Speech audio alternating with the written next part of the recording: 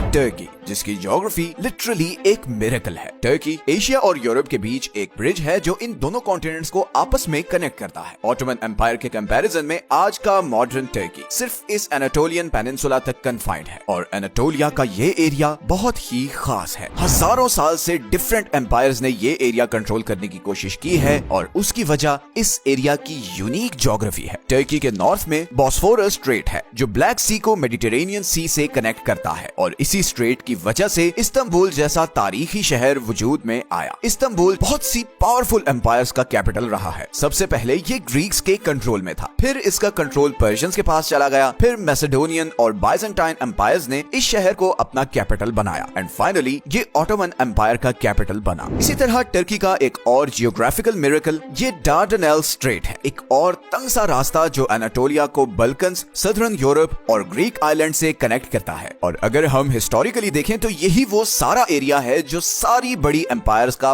Power centre रहा है, चाहे वो स्पार्टन्स हो, पर्शियंस हो, रोमन्स हो या फिर ऑटोमन एम्पायर हो। और इसकी वजह यही है कि एनाटोलिया दुनिया के ये दो समुद्री चोक पॉइंट्स कंट्रोल करता है। लेकिन ये दो स्ट्रेट्स तो सिर्फ एक एस्पेक्ट है। टर्की की ज्योग्राफी के बारे में ऐसे अमेजिंग फैक्ट्स हैं जिनको सुनकर आप हैरान रह जाएंगे। आज से लाखों साल पहले यूरेशियन और एनाटोलियन प्लेट्स के टकराने से नॉर्थ एनाटोलियन फॉल्ट लाइन बनी और इसी फॉल्ट लाइन ने यहाँ पर ऐसे जियोग्राफिकल वंडर्स क्रिएट किए जो शायद पूरी दुनिया में और कहीं नहीं। फॉर एग्जाम्पल टर्की की नॉर्दर्न साइड पर ये पॉन्टेक माउंटेन रेंज है जिसकी हाइट 4000 मीटर है और इसी माउंटेन रेंज की वजह से टर्की का सबसे फर्टाइल एरिया भी इधर नॉर्थ में ही है। अब सरप्राइजिंग बात यह है कि करीबन 70% टर्की गर्म और खुश्क है, स्पेशली ये सारी सदर्न साइड जो मिडिल ईस्ट को टच करती है। टर्की की ज्यादातर पॉपुलेशन इधर इस्तांबुल, इजमीर, बर्सा, अंटालिया और अंकारा जैसे शहरों में रहती है जो इधर वेस्टर्न साइड पर है। और इसकी वजह भी यही है कि टर्की की वेस्टर्न और नॉर्दर्न साइड फर्टाइल है और यहाँ पर मौसम भी ठंडा है। इस मौसम और फर्टिलिटी की वजह ये है कि इधर ब्लैक सी में जब वाटर एवेपोरेट होता है और बादल बनकर जब वो इधर पॉन्टिक माउंटेन रेंज पर आते हैं तो वो इन 4000 मीटर ऊंचे पहाड़ों को क्रॉस नहीं कर पाते और वो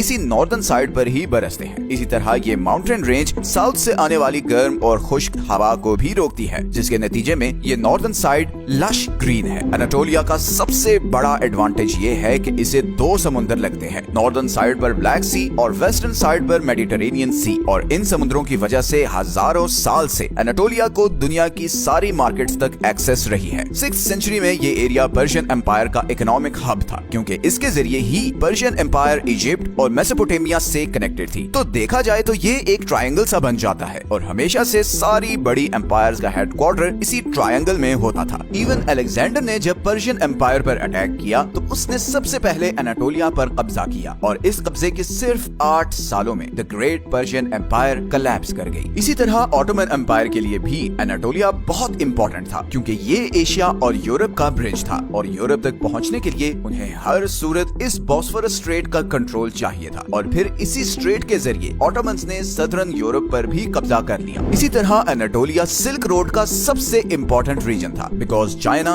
सेंट्रल एशिया और साउथ एशिया से आने वाला सारा माल एनाटोलिया के जरिए ही यूरोप को जाता था और इसीलिए उस जमाने में हर एम्पायर चाहती थी कि इस्तांबुल का कंट्रोल उसके पास हो। तो टर्की की ज्योग्राफी हमेशा से वर्ल्ड सुपर पावर्स के लिए बहुत अट्रैक्टिव रही है। इसी यूनिक ज्योग्राफी की एक और एग्जांपल टर्की की ये टॉरस माउंटेन रेंज है। इन पहाड़ों ने हमेशा से एनाटोलिया को एक नेचुरल प्रोटेक्शन दी है। 13th सेंचुरी में पूरे एशिया पर मंगोल्स का राज था और वो अजरबैजान और ईरान पर कब्जा करते हुए इधर एनाटोलिया के बॉर्डर्स तक पहुंच गए थे, मगर फिर इस माउंटेन रेंज ने उनका रास्ता रोक लिया। ये इतना मुश्किल रास्ता था कि मंगोलों को अजरबैजान से एरज़ोरम तक पहुंचते पहुंचते 10 साल लग गए। हालांकि ये सिर्फ 570 किलोमीटर का रास्ता है। इसके कंपैरिजन में जब मंगोल्स ने यूरोप पर अटैक किया तो इस 6000 किलोमीटर के एरिया को क्रॉस करने में उन्हें सिर्फ 5 साल लगे। इससे पता चलता है कि इस माउंटेन रेंज को क्रॉस करना कितना मुश्किल काम है। यही वजह है कि आज भी टर्की की ये सारी ईस्टर्न साइड इकोनॉमिकली और इंफ्रास्ट्रक्चर वाइज वेस्टर्न साइड से बहुत पीछे है और फिर यहाँ पर वैसे भी ज्यादातर कुर्दिश लोग रहते हैं। कुर्द टर्की की टोटल पॉपुलेशन का ऑलमोस्ट 15% है और ये सब टर्की की सदर्न और ईस्टर्न साइड पर रहते हैं। और सिर्फ टर्की ही नहीं बल्कि नॉर्दर्न सीरिया, नॉर्दर्न इराक और वेस्टर्न इराक के बीच तकरीबन 3 से 4 करोड़ कुर्द रहते हैं। कुर्द दुनिया की वो सबसे बड़ी नेशनैलिटी हैं जिनका खुद का कोई कंट्री नहीं और इसीलिए हर कुछ टाइम बाद कुर्द लोगों ने कोशिश की कि वो इस एरिया पर अपना एक कंट्री बनाएं जिसका नाम कुर्दिस्तान हो, मगर ऐसी सारी एफर्ट्स को टर्की, सीरिया, इराक और ईरान ने हमेशा से बड़ी सख्ती से दबाने की कोशिश की है, जिसके जवाब में कुर्दिश लोगों ने अपनी मिलिटेंट ऑर्गेनाइजेशंस बनाई जो पिछले कुछ सालों से टर्की और सीरिया में ऐसी एक्टिविटीज कर रहे हैं जिससे गवर्नमेंट को प्रेशराइज किया जा सके। तो टर्की के लिए ये ईस्टर्न साइड जहां एक नेचुरल प्रोटेक्शन है, वहीं एक कांस्टेंट सर दर्द भी है। इसी तरह टर्की का एक और जियोग्राफिकल मिरेकल टिग्रिस और यूफ्रेट्स रिवर है, जो इन पहाड़ों से निकलते हैं और सीरिया, इराक और ईरान को जाते हैं। ऑटोमन एम्पायर इन्हीं दो दरियाओं के जरिए एनाटोलिया से बाकी एरियाज तक चीजें ट्रांसपोर्ट किया करती थी, लेकिन यही दो रिवर्स आजकल टर्की, सीरिया